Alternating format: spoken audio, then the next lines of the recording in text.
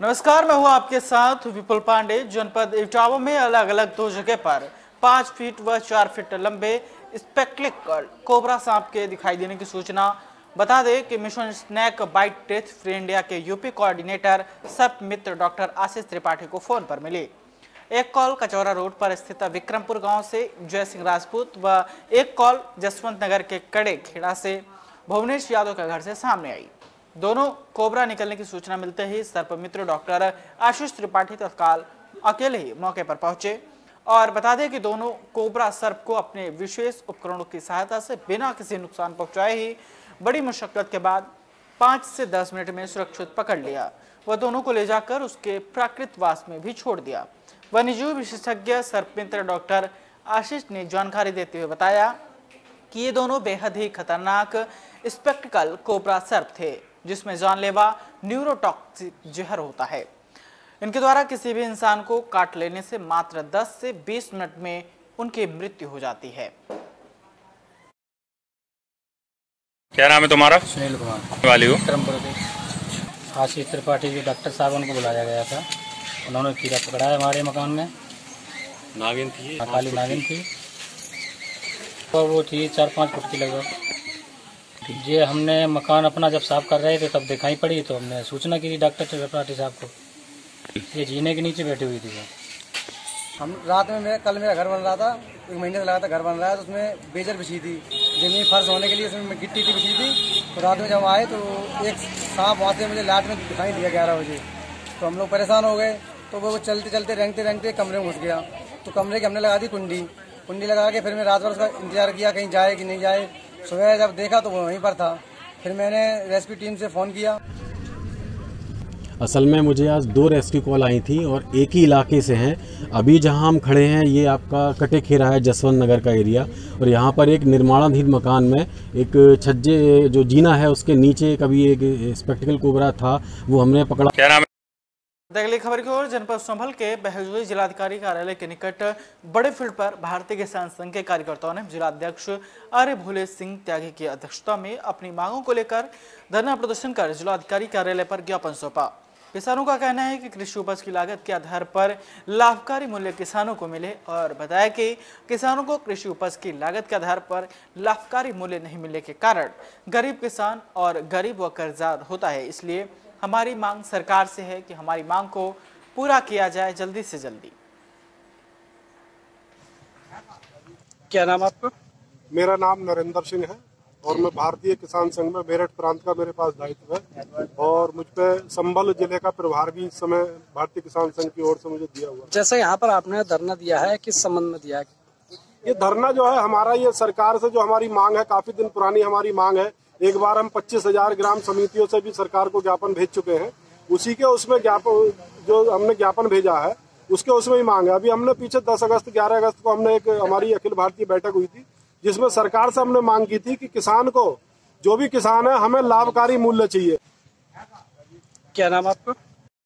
अगली खबर की ओर। जहां लोग कोविड-19 के साथ साथ बाढ़ की तबाही का दंश झेल रहे हैं, वहीं बाढ़ राहत सामग्री वितरण लिस्ट में नाम डालने के लिए हल्का लेखपाल के द्वारा सुविधा शुल्क की मांग की जा रही है।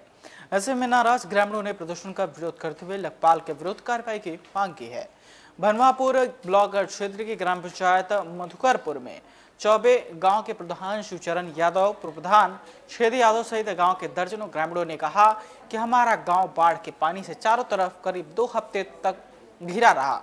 काफी समस्याओं को झेलने के बाद अब पानी कम होने से कुछ परेशानी कम हुआ है।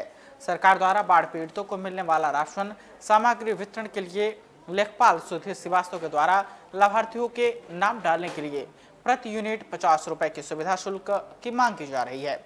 इसका विरोध करने पर लिस्ट से नाम काटने की भी धमकी दी जा रही है।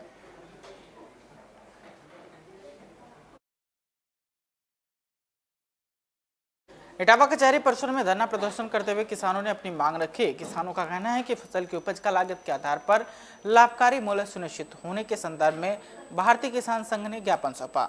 किसानों की उपज का लाभकारी मूल्य क्यों नहीं मिले, निम्न कुछ बिंदुओं पर इस बात की पुष्टि हेतु ज्ञापन दिया गया। जिला मजिस्ट्रेट को ज्ञापन देते हुए जिला अध्यक्ष शिव नारायण तिवारी एवं प्रांतीय संयोजिका सुशीला रजावत की एवं नगर संयोजक वर्षा दुबे, जैविक प्रमुख उदयवीर सिंह रजावत, प्रीति दुबे तमाम कार्यकर्ता मौजूद रहे। भारतीय किसान संघ ने कहा कि अगर मांग नहीं मानी गई तो अगले कदम की ओर संगठन बढ़ेगा। आशा है कि किसानों को खेती से हटाकर सड़कों पर उतारने के लिए सरकार मजबूर नहीं करेगी। श्रीमान नारायण तिवारी, भारतीय किसान संघ जिला अध्यक्ष इटावा। आज आप लोग धरने पे बैठे हैं, क्या किन मांगों को लेकर धरने पे बैठे हैं और क्या कारण है? हम लोग जो हैं भारतीय किसान संघ के माध्यम से अपना ये संदेश देना चाहते हैं प्रधानमंत्री नरेंद्र मोदी जी को कि जो किसान है उसको लागत के मूल्य के आधार पर उसका पेमेंट होना चाहिए। जी, मेरा नाम सुशीला राजावत है, भारतीय किसान संघ प्रांत संयोजिका।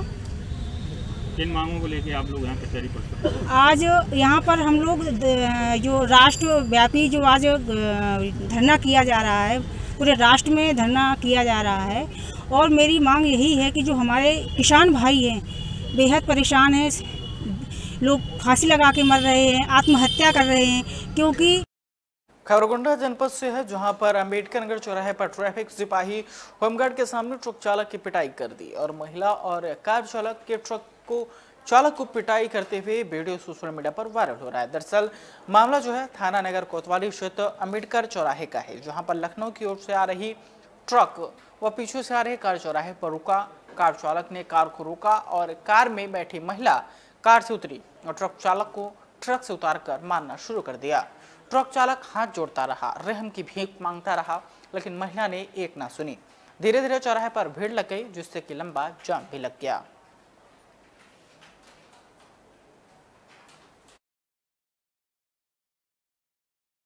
उत्तर प्रदेश के जनपद हापुड़ के थाना धौलाना क्षेत्र में धौलाना मसूरी रोड पर दो मोटरसाइकिल के आमने सामने जोरदार भिड़ंत हो गए, जिससे कि महिला सहित 4 लोग गंभीर रूप से घायल हो गए। घायलों की सूचना पर आनंद फानन में मौके पर पहुंचे थानाध्यक्ष दिनेश यादव ने सभी घायलों को अपनी गाड़ी व टेम्पो से सीएससी धौलाना भेजा, जहां डॉक्टर ने सभी घायलों को प्राथमिक उपचार के बाद 2 की हालत गंभीर देखते हुए 108 एम्बुलेंस की मदद से मेरठ मेडिकल कॉलेज के लिए रेफर कर दिया। बाकी घायलों को उपचार के बाद घर भेज दिया गया।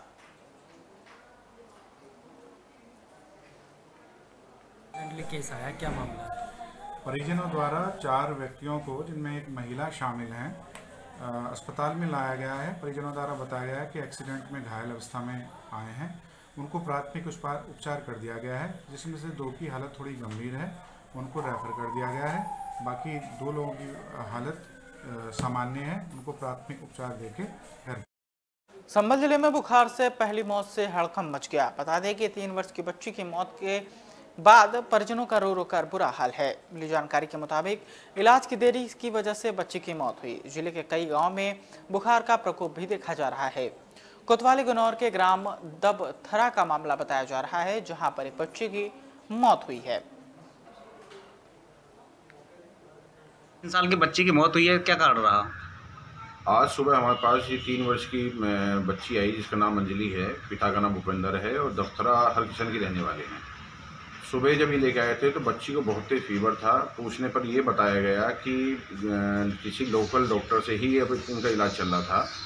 तो आज जब वो आए, जब बच्ची की स्थिति देखी तो उसको हमने ये बताया कि आपकी बच्ची की स्थिति गंभीर है, सीरियस है, आप इसको जो है मेडिकल कॉलेज या किसी अच्छे उसमें ले जा सकते हैं। आप 3 साल की बच्ची की खबर बात से सामने आई है, जहां पर पुलिस लाइन से खेकड़ा थाना क्षेत्र में ड्यूटी पर बाइक सुझा रहे सिपाही को बदमाशों ने गोली मार दी। मिली जानकारी के मुताबिक घायल सिपाही अरुण कुमार बुलंदशहर जनपद का रहने वाला है। पुलिस के आला अफसरों ने घटनास्थल पर पहुंचकर निरीक्षण किया। खेकड़ा थाना क्षेत्र के बदपुर के पास खेकड़ा बंदरपुर संपर्क मार्ग का ये पूरा मामला बताया जा रहा है।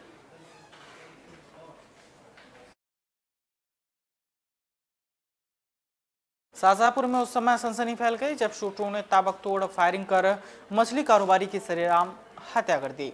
हत्या करने के बाद शूटर फायरिंग करते हुए फरार हो गए। मौके पर पहुंचे पुलिस ने युवक को उठाकर अस्पताल में भर्ती कराया, जहां डॉक्टरों ने मृत घोषित कर दिया। पुलिस को घटनास्थल पर मृतक युवक की बाइक और कारतूस भी बरामद हुए हैं। बताया जा रहा है कि उसकी पहचान हत्या कर बच्चों की हत्या की रंजिश के चलते की गई है। वहीं पुलिस को हत्या करने के कई सबूत भी मिले हैं, जिसके चलते पुलिस ने टीम गठित कर आरोपियों की तलाश शुरू कर दी है। कैसी घटना हुई, क्या पूरा मामला है? ये जो मृतक है उसका नाम नारायण कश्यप है, जिसको ये यहाँ नर्सिंग होम सामने गली इसके मुहाने पे जी 2 व्यक्तियों द्वारा इसके ऊपर गोली चलाई गई।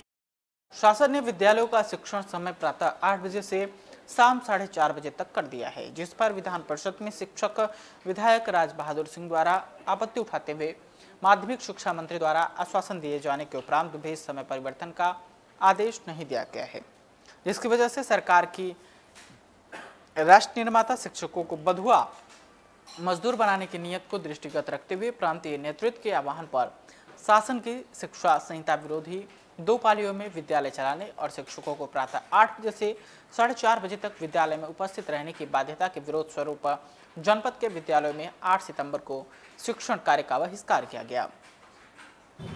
मेरा परिचय, मैं शिवेंद्र पाल सिंह, जिलाध्यक्ष उत्तर प्रदेश माध्यमिक शिक्षक संघ क्षेत्र नारायण सिंह गुट, जनपद संभल।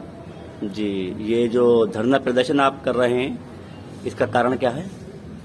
ये हमारा कक्षाओं का आज पूर्ण बहिष्कार कार्यक्रम है और ये कार्यक्रम जो सरकार ने इंटरमीडिएट एजुकेशन एक्ट विरोधी व्यवस्था 2 पालियों में शिक्षण कार्य की किए जाने की व्यवस्था अप्लाई की है, उसके फर्रुखाबाद से सामने आई है, जहां पर विरोध करने पर छात्रा की पिटाई कर दी गई। जी हां, थाना कमालगंज के ग्राम खुदागंज निवासी अंजलि ने सहायक अध्यापिका नूपुर बिश्नोई के खिलाफ कार्रवाई किए जाने के लिए थाना पुलिस एवं खंड शिक्षा अधिकारी को शिकायती पत्र दिया है। अंजलि अपने चाचा कुलदीप सिंह के साथ छोटी बहन कुसुम के कक्षा 5 की टीसी लेने खुदागंज के प्राइमरी पाठशाला गई थी। अंजलि ने अध्यापिका से टीसी देने की मांग की तो अध्यापिका नूपुर बिश्नोई ने कुलदीप से कहा कि यहाँ आने से पहले मेरे पैर छुआ करो, बाद में बात किया करो। अंजलि ने इस बात पर एतराज किया तो अध्यापिका नूपुर बिश्नोई ने अंजलि के 2-3 थप्पड़ मारे और मारने को दौड़ी। अंजलि व उसके चाचा ने किसी तरह शिक्षिका से अपनी जान बचाई और खुदागंज पुलिस चौकी जाकर घटना की जानकारी दी। क्या घटना घटी आपके साथ? हम कल मतलब सरकारी स्कूल है तो उसमें मतलब मैं अपनी बहन की टीसी लेने गए थे, तो मैंने मतलब चाचा भी थे मेरे साथ में, तो उन्होंने मेरे चाचा से बोला कि पहले मेरे पैर धुलो, फिर हम आपकी मतलब बच्चे का एडमिशन लेंगे। तो मतलब वहीं पे हम पास में खड़े थे, तो हमने कहा ऐसे आप क्यों बोल रही हो मैम? हमने बोला मैम आप ऐसे मत बोलो, अच्छा नहीं ऐसा लगता बोलते। तो मैम ने बोला, मैम ने हमको पकड़, मैम ने चाचा से बोला कि मेरी जूती ये देखिए कितने नंबर की है, और पूरे थपड़ाया उसको। और फिर मैंने पुलिस कार्रवाई की, खुदागंज चौकी इंचार्ज इसकी घटना को जांच करने गए। पुलिस प्रशासन ने बहुत बदतमीजी वाली बात की, उसका पुलिस प्रशासन का वीडियो भी है। नहीं, आपकी भतीजी से कहा कपड़े उतारो, कितने वर्ष की है? मेरी भतीजी है 18 वर्ष की। 18 वर्ष की है। फिर क्या कोई कार्रवाई नहीं हुई? कार्रवाई हमने वहाँ थाने खुदागंज चौकी से वहाँ दरवाजे ने भेजा, आपको वहाँ थाने में जाओ।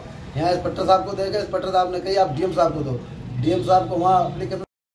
आगरा के थाना इतमादपुर क्षेत्र में अज्ञात बदमाशों ने बाइक सवार को नेशनल हाईवे पर दिन दहाड़े गोलियों से भून दिया। बाइक सवार की मौके पर ही मौत हो गई। सूचना पर पहुंचे पुलिस ने घटना की जांच शुरू कर दी है। मिली जानकारी के मुताबिक युवक के सीने में 3 गोलियां लगी हैं, वहीं चौथी गोली बाइक की पेट्रोल टंकी में लगी। युवक की हत्या की सूचना पाकर मौके पर थाना पुलिस के साथ साथ एसपी ग्रामीण सत्यजीत गुप्ता और सीओ रवि गुप्ता मौके पर पहुंच गए। युवक के शव को पोस्टमार्टम के लिए भेज दिया गया है। वहीं मृतक युवक के आधार कार्ड मिले हैं, जिसमें उसकी पहचान राम बाबू पुत्र पॉप सिंह निवासी गांव कोकिंदा थाना खंदौली आगरा के रूप में हुई है।